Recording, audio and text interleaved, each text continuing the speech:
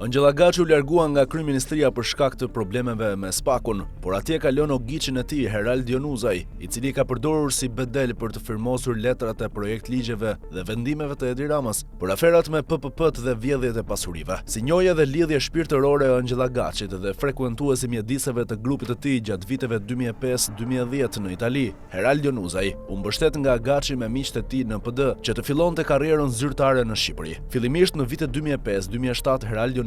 bëri 2 vite kurs në Akademinë Ushtarake në Modena të Italisë, ku i dhan gradën nëntogher, ndërsa në vitet 2007-2010 kreu shkollën e karabinier në Rom dhe mori gradën togher. Në muajin dhjetor 2010 deri në mars 2011 u punësua në Akademinë Ushtarake Skënderbej, prej nga u largua sepse nuk dorëzoi dokumentat e njësimit të diplomës si karabinier, por menjëherë pas ikjes nga andej, në muajin mars 2011 deri në muajin korrik 2017, Herald Jonuzaj u punësua jurist në sektorin e marrëveshjeve ndërkombëtare të drejtorisë juridike dhe sektorin e mbështetjes ligjore në Ministrinë e Mbrojtjes. Gjatë hetimeve për Gërdecin, klubin Partizani dhe aferat e qeverive të PD-s dhe PS-s me pronat e ushtrisë, atij i ka dalë emri si falsifikator aktesh shkresore. Aq kontradiktor është Herald Jonuzaj me punësimin dhe shkollimet e tij, sa në CV deklaron se gjatë periudhës gusht 2015-dhjetor 2017 ka qenë në avokaturën e shtetit, ndërkohë që deklaron se ka qenë jurist edhe në Ministrinë e Mbrojtjes. Në muajin shkurt 2018 ëngjëlli i tij Angela Gaci e mori pranë vetes në kabinetin e sekretarit të përgjithshëm të kryeministrisë me detyrë koordinator për menaxhimin e akteve juridike.